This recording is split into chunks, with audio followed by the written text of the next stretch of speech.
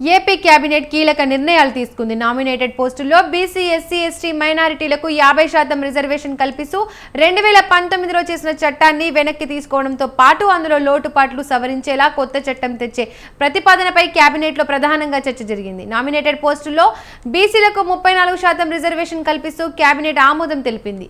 AP knowledge society capacity building 2025కు ఆమోదం తెలుపగా పట్టాదార్ పాస్ పుస్తకం చట్ట సవరణకు ప్రతిపాదనపై కేబినెట్లో చర్చ కొనసాగింది. గాజువాక రెవెన్యూ పరిధిలో భూములు నిర్మాణాల క్రమబద్ధీకరణపై కేబినెట్ ప్రతిపాదన చేసింది.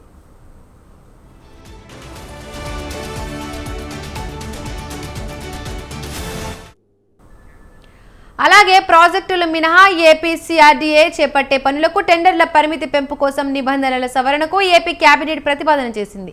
దీంతో పాటు టీటీడీలోని పోర్టులో పనిచేసే వర్కర్లకు సూపర్వైజర్లుగా అప్గ్రేడ్ చేస్తూ మంత్రివర్గంలో చర్చ జరిగింది. వీరిని సీనియర్ అసిస్టెంట్ క్యాడర్కు పదోన్నతి కల్పించే ప్రతిపాదనలు చేశారు. ఇక స్టాంపులు, రిజర్వేషన్ల శాఖలో డాక్యుమెంట్ల రిజిస్ట్రేషన్కు డైనమిక్ క్యూ మేనేజ్మెంట్ సిస్టమ్ ప్రవేశపెట్టే ప్రతిపాదనపై ఏపీ కేబినెట్ చర్చించింది.